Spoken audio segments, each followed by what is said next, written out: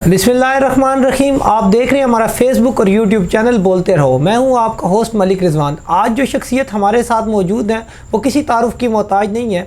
राजा फैज़ान साहब पाकिस्तान की सियासी और समाजी शख्सियत हैं। आए राय साहब से बात करते हैं। अस्सलाम वालेकुम राय साहब। वालेकुम अस्सलाम। कैसे हैं राय साहब? अल्लाह का बड़ा करम। आप खैरियत से? अल्हम्दुलिल्लाह। क्या मसरूफियात है, क्या चल रहा है आजकल? आजकल सियासत भी चल रही है और साथ अपना बिज़नेस भी चल रहा है। तो क्या बिज़नेस करते हैं आप? मेरा रियल एस्टेट का बिज़नेस है अल्हम्दुलिल्लाह। तो क्या एजुकेशन है आपकी? मैंने ओ लेवल्स किया 2012 में और फिर ए लेवल्स किया 2014 में। उसके बाद ACCA पार्ट क्वालिफाई किया। तो राय साहब, आपने अभी रिसेंटली एक पॉलिटिकल पार्टी बनाई है जी, और उस पॉलिटिकल पार्टी बेसिकली आप उसको कहते हैं कि नौजवानों की पार्टी है। आप तो किसी और पार्टी को भी ज्वाइन कर सकते थे, आपको अपनी पार्टी बनाने की क्या ज़रूरत थी, या 1.5 फुट की मस्जिद बनाने की क्या ज़रूरत थी? देखें, बात यह है कि हमारा जो मेन एक मंशूर है कि नौजवानों को हमेशा और काबिल लोगों को नज़रअंदाज किया गया। वर्कर्स को जो हमेशा से मेहनत करते रहे उन्हें नज़रअंदाज किया जाता रहा। और अगर हम अपनी जमात ना बनाते, हम 3-4 जो मेन के लोग थे वो तो किसी भी पार्टी में जाके सेटल हो जाते। हमें तो हर जगह से ऑफ़र आ रही थी। मसला ये था कि हमारे साथ जो 12,000 एक्टिविस्ट हैं उनका क्या बनना था, जिनको अब हम बल्दियात के प्लेटफॉर्म में और बहुत सारे हमारे एक्टिविस्ट MNA और MPA लेवल पर आ रहे हैं। तो वो किसी भी तरह से पॉसिबल नहीं था दूसरी जमात में। देखिए, पाकिस्तान में तो पॉलिटिकल पार्टी बनाने के लिए काफ़ी पैसों की ज़रूरत होती है। क्या आपके पास इतने पैसे हैं? देखें, रजिस्ट्रेशन उसकी जो फ़ी होती है वो 2 लाख होती है। और मैं आपको बताता चलूं कि हमारी जो स्टेट यूथ पार्लियामेंट है वो जब से हम उसे चला रहे हैं वो एक पॉलिटिकल पार्टी की तरह थी। उसमें जितनी भी एक्टिविटीज़ पॉलिटिकल पार्टीज़ में होती हैं हम वो सारी शुरू से करते आ रहे हैं। और तकरीबन 8-10 साल से हमारा भी शहीद सियालवी साहब जो हमारे चेयरमैन हैं या बाकी हमारे जितने एक्टिविस्ट हैं उन सारों का एक ऐसे ही करियर है। तो हमें डे टू डे एक्टिविटीज़ में कोई मसला नहीं आ रहा। हम इसी तरीके से चला रहे हैं और आगे इसी तरीके से राय साहब, आपके ऊपर इल्ज़ाम है कि आप जो है वो फॉरेन फंडेड है या आपको कोई ऐसी जो है वो मखलूक सपोर्ट करती है, उसके बारे में आपका क्या? देखिए, अगर ऐसा कोई मामला है तो ये तो गवर्नमेंट को एक्शन लेना चाहिए। देखें, गवर्नमेंट तो अपनी कैपेसिटी में काम कर रही है, लेकिन आपकी इस टाइम पे क्या स्टेटस है? क्योंकि इतने बड़े बड़े जलसे आप कर रहे हैं और इतनी बड़ी बड़ी रैलियां, तो कौन आपको सपोर्ट करता है इस हवाले से? देखें, हर पार्टी का एक जो है वो उसका मैकेनिज़्म बना होता है और इसी तरीके से हमारा भी एक ओवरसीज़ चैप्टर है जिसमें हमारे दोस्त जो फिज़िकली यहाँ पे मौजूद नहीं है वो हमें सपोर्ट करते हैं और इसी तरीके से हमारा सारा निज़ाम चल रहा है। अच्छा राय साहब, अभी रिसेंटली आपने अपना इलेक्शन भी PP14 से अनाउंस किया है। तो आपको पता है इलेक्शन लड़ने के लिए बड़े पैसों की ज़रूरत होती है, तो आप इस हवाले से कुछ बताएं। क्योंकि चले आपको ओवरसीज़, लेकिन इलेक्शन लड़ने के लिए तो इंसान का खुद भी मजबूत होना ज़रूरी है। इसके बारे में देखें, पाकिस्तान के कानून में ये लिखा हुआ है और जब आप इलेक्शन के नॉमिनेशन फॉर्म जमा करवाने जाते हैं वहाँ पर एक MPA के लिए लिमिट है कि वो 10 लाख से एक्सीड नहीं करना चाहिए। MNA के लिए लिमिट है वो 15 लाख से एक्सीड नहीं करना चाहिए और वो प्रॉपर एफिडेविट देते हैं आप। हम उसी कानून में रहते हुए इलेक्शन लड़ रहे हैं, हमें ज़्यादा पैसों की ज़रूरत नहीं। आपको ये इस चीज़ का भी पता होगा कि आप जिस हल्के से इलेक्शन लड़ रहे हैं, आपके खिलाफ पाकिस्तान के बहुत बड़े जो है वो सियासतदान आपके अगेंस्ट इलेक्शन लड़ रहे हैं। तो क्या कौन सा ऐसा नज़रिया है, कौन सी ऐसी कैंपेन में कौन सी ऐसी बात है जो आप लेके जाएंगे लोगों के पास, लोग आपको वोट देंगे? देखें, हम अपना पास्ट लेके जाते हैं कि हम लोगों ने जिस नज़रिए पे काम किया, हम लोगों ने टेक्निकली बहुत सारे मामला जो हमारे मुज़ाकरात होते थे पास्ट में हम लोगों ने मनवाए हैं। आप देख लें, यहाँ पे सियासी व मजहबी जमातें 20-20, 25-25 हज़ार लोगों का मजमा लेके जाते थे और कुछ अचीव करके नहीं आते थे। हम लोग 1000 बंदे लेके जाते थे। सिर्फ ये था कि हमें टेक्निकल चीज़ें पता होती थी कि किस तरीके से हमने ये मनवा लेना है गवर्नमेंट ऑफ पाकिस्तान से।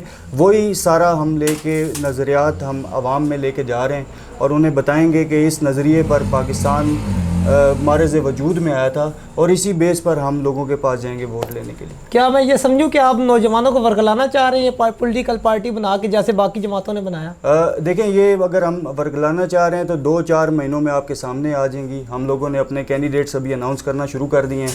सारे नौजवान और काबिल लोग, वही एक्टिविस्ट जो दूसरी पार्टियों के लिए भी मेहनत करते थे, आगे नहीं आते थे, हम लोगों ने सबसे पहले उन्हें MNA MPA जनरल इलेक्शंस में उतारने के लिए टिकट दिए। लेकिन ऐसा इनिशियली तो हर पार्टी ऐसा करती है, تو ہمارے پاس ایسی کون سی جو ہے وہ شورٹی ہے جو ہم آپ کے اوپر یقین کریں کہ آپ آنے والے جب اقتدار میں آئیں گے تو نوجوانوں کو ٹکٹ دیں گے؟ کیونکہ ہمارے سامنے ایک زندہ مثال موجود ہے کہ پی ٹی آئی نے بھی کہا تھا کہ ہم 70% جو ہے وہ نوجوانوں کو ٹکٹ دیں گے اور یہ یوتھ کی جماعت ہے، تو اس نے تو ایسا کوئی وعدہ وفا نہیں کیا، آپ کیسے کریں گے؟ دیکھیں میں آپ کو بڑا اسٹریٹ فارورڈ بتاؤں کہ جب ہماری پارٹی اناؤنس ہوئی تو ہر علاقے سے جتنے بڑے بڑے چودھری تھے وہ ملنے بھی آتے تھے، اور وہ آپ کے سامنے بھی وہ ساری چیزیں رہی ہیں، اور ہم لوگوں نے انہیں تب بھی ایکسیپٹ نہیں کیا، حالانکہ ہمارے پاس اتنا پیسہ نہیں ہے کہ ہم لوگ جو ہے نا وہ بڑے بڑے جلسے کریں اور یہ سارے معاملات چلا سکیں۔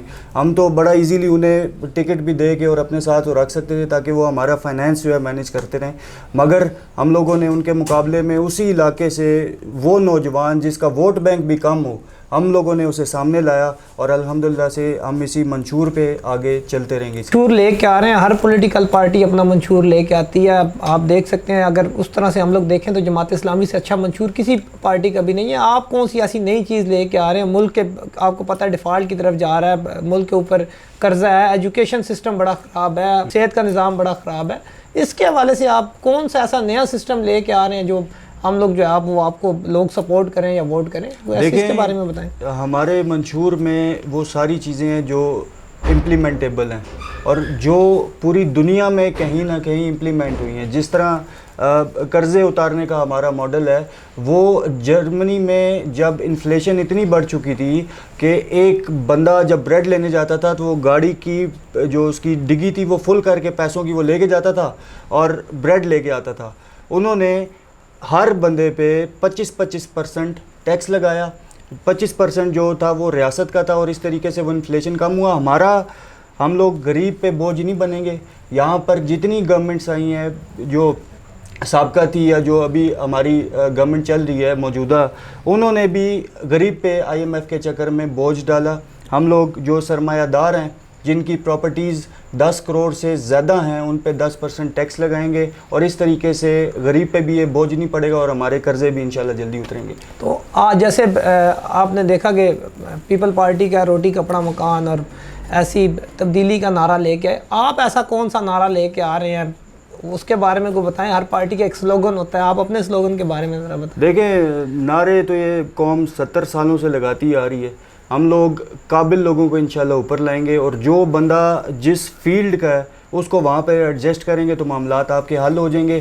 یہاں پر آپ کے پیٹرولیم کا منسٹر وہ ہوتا ہے جس کو اس کی الف بے پے نہیں پتہ ہوتی، تو آپ کا ملک کس طریقے سے چلے گا؟